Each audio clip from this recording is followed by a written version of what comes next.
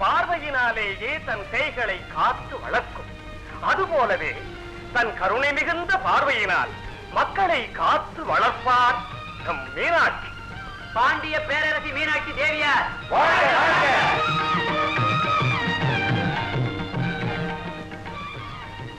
என் உயிரினும் இனிய குடிமக்களே, இந்த உலகமெல்லாம் செழிக்க வேண்டும், இது என் ஆசை. உங்கள் உள்ளமெல்லாம் நிறைய வேண்டும், இதுவே என் லட்சியம். வானம் பொழிந்தால்தான் பயிர்கள் செழிப்படையும். அதுபோல வாழ்க்கையில் நேர்மை இருந்தால்தான் மனித உயிர்கள் சிறப்படையும். இந்த அரியாசனத்தில் அமர்ந்திருப்பதை விட உங்கள் அன்பு நெஞ்சங்களில் அமர்ந்திருப்பதையே நான் விரும்புகிறேன். முடிசூட்டி விட்டதால் என்னை தனிமைப்படுத்தி விடாதீர்கள். நான் என்றும் உங்களுள் ஒருத்தி.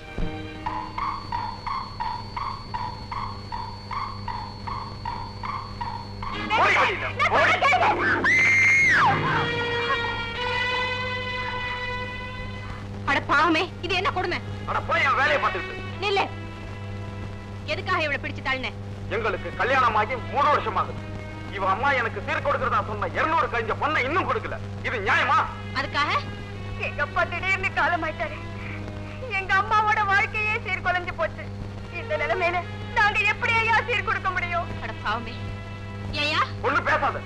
உன்னோட வந்தாதான் இவ என்னோட வாழலாம். ஓஹோ, சேர்ந்தே வரணுமா? வேண்டியது இல்லை. முதல்ல பொன் வரட்டும், அப்புறம் அந்த பெண் வரட்டும். அப்படியா? இந்த நீ கேட்டது 200 தான். இந்த பையில 300 களைஞ்ச பொண்ணு இருக்கு. ஆனா ஒண்ணு சொல்லுங்க. முதல்ல பொண்ணு வரட்டும், அப்புறம் பெண் வரட்டும் சொன்னியே, இவ அப்புறமா வருவா. என்ன சொல்றீங்க? இன்னைக்கு ராத்திரி மட்டும் இவ என் கூட இருக்கட்டும். என்ன சொன்ன? இரு இரு இரு, இதுல என்னப்பா தப்பு? வழியோட போறவன் வலிய வந்து பொன் கொடுத்தனே, அந்த உரிமையில தான் கூப்பிடுறேன். இந்த பொண்ணை நீயே வச்சுக்க. ஏய், இங்க வா. 1000 கொட்டி கொடுத்தாலும் இவன் நான் கட்டிக்கிட்ட மனைவி. புரியுதா உனக்கு? அது எனக்கு புரியுது. காலம் பூரா உன்னோட வாழ போறவ கிட்ட கூலி கேட்கற மாதிரி பொன் கேட்டியே, அந்த தப்பு உனக்கு புரியுதா? புரியுதுங்க. உன் மனசு இருந்துச்சு, எனக்கு அதுவே போதும். இந்தா, இந்த பெண்ணோட சேர்த்து இந்த பொண்ணையும் நீயே வச்சுக்க. இது என் கூட பிறக்காத தங்கச்சிக்கு இந்த அண்ணன் கொடுக்கிற பரிசம் இல்ல, பரிசு. என்ன மன்னிச்சிடுங்க. ஒண்ணு மட்டும் தெரிஞ்சுக்கங்க, எந்த வீட்டுல மனைவி கண் கலங்காம இருக்கிறாளோ அந்த வீட்டுலதான் லட்சுமி குடியிருப்பா. தலைவரே, ஏன் இந்த பதட்டம்? பகைவர் படையெடுத்து வருகின்றனர். முதலில் நெருங்கிவிட்டனர். பாண்டிய நாட்டின் பைந்தமிழ் வீரர்களே, பகை முடிக்க புறப்படுங்கள். வீரத்தின் நிலைக்களமான உங்களை போர்க்களம் அழைக்கிறது. போர் முடிந்த பிறகு உங்கள் மனைவிமார்களில் எத்தனை பேர் ஆரத்தி கரைப்பார்களோ, எத்தனை பேர் அழுது புலம்புவார்களோ, நினைக்கும் போதே நெஞ்சம் துடிக்கிறது. நாம் போரை விரும்பவில்லை, ஆனால் நாட்டையும் நம் மானத்தையும் காப்பாற்றிக் கொள்ள போரில் இறங்குவதை தவிர வேறு வழியே இல்லை. பாயும் அடலையர்களே, பாண்டிய நாட்டில் புல்லும் புலியாகும், மரமும் மத யானையாகும் என்ற புதிய வரலாற்றை படைக்க புறப்படுங்கள். முழங்கட்டும் முரசு!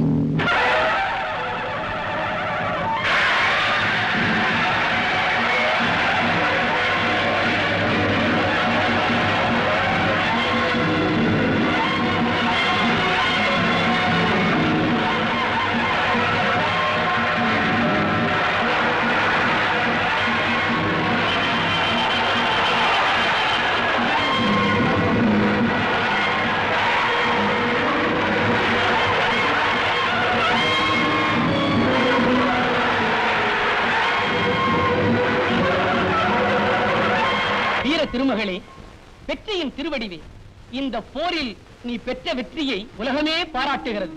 இப்பொழுது முதல் இது உன்னுடைய நாடு. இந்நாட்டு மக்கள் எல்லாம் இனி உன்னாட்டு மக்கள். இங்கு இறந்து கிடப்போரின் சுற்றத்தார் எல்லாம் இனி என் நாட்டு மக்கள், அவர்களுக்கு என் மீது எப்படி அன்பு இருக்கும்? தாயே, மான்களை கொல்லும் வேங்கையிடமாவது ஒரு நியாயம் உண்டு. அதற்கு பசிதான் தெரியும், பாசம் தெரியாது. ஆனால் மக்களை கொல்லும் வேந்தர்களிடம் என்ன நியாயம் இருக்கிறது?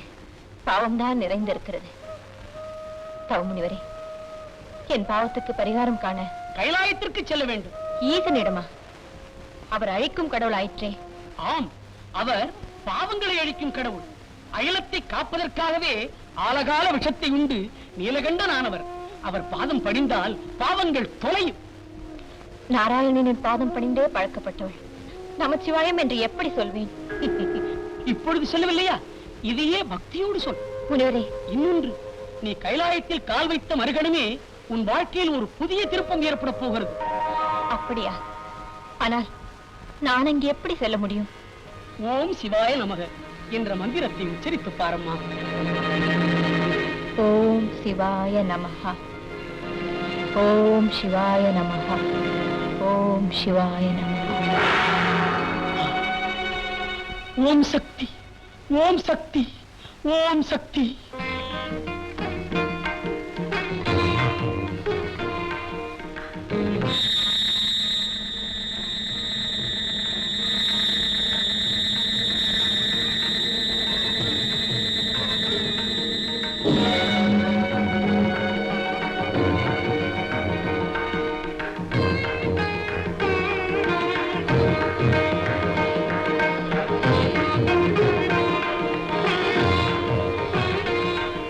வீர திருமகளுக்கும் நாணம் வந்து விட்டதே.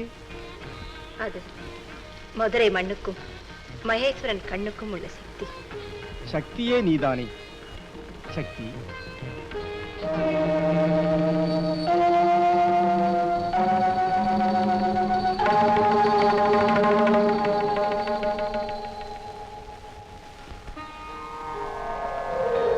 சக்தி, விரைவிலேயே நாம் சொக்கநாதனாக வந்து உன்னை மணமுடிப்போம். ஆனால் சொல்லுங்கள் சுவாமி. வரும் சோமவாரத்தில் மிதுன நக்கிலத்தில் உன்னை மனம் புரிய வேண்டும் என்பது விதி. அந்த முகூர்த்த வேளை தவறுமானால் அதன் பிறகு எப்போதுமே சிவன் சக்தியுடன் சேர முடியாது.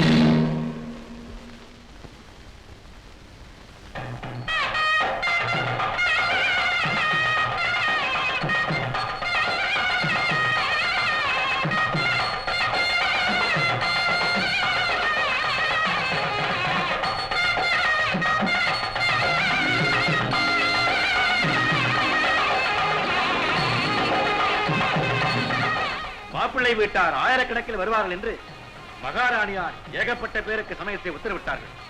ஆனால் அதனால் என்ன? மிகுந்தவற்றை தானம் செய்துவிட்டால் போகிறது. அமைச்சரே, அவர்களை சாப்பிட அழைத்து வாருங்கள். நான் பிறகு வருகிறேன். முதலில் இவன் சாப்பிடட்டும். குண்டோதரா, போய் சாப்பிடு.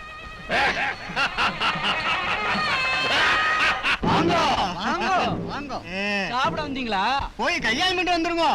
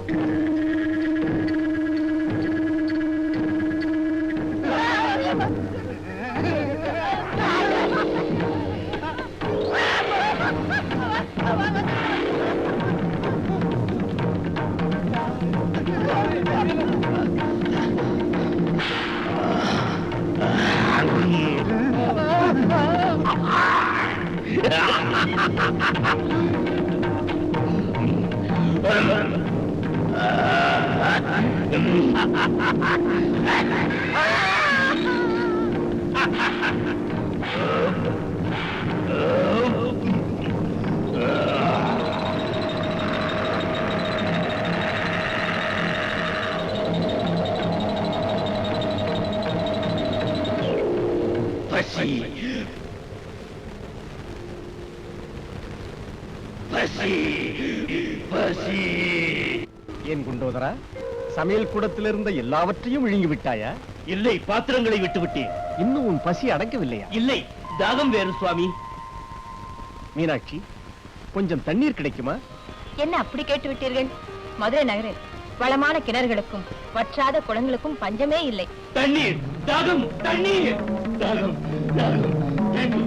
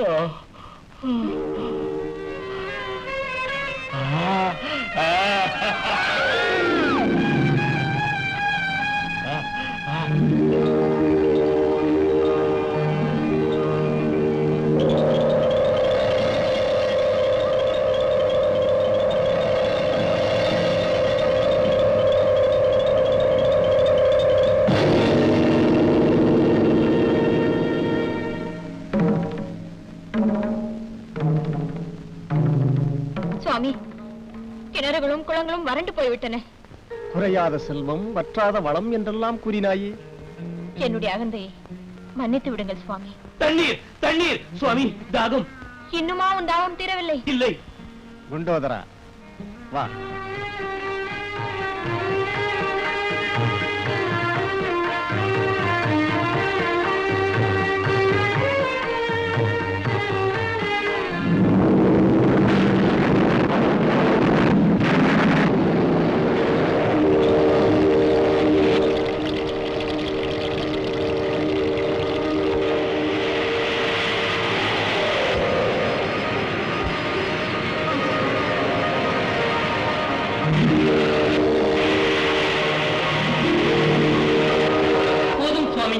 ஊற்றை நிறுத்தி விடுங்கள். இல்லை, இந்த ஊற்று நீர் ஆற்று நீராக பெருகி எப்போதும் இந்நகருக்கு பயன்பட. இந்த புதிய நதிக்கு பெயர் என்ன சுவாமி?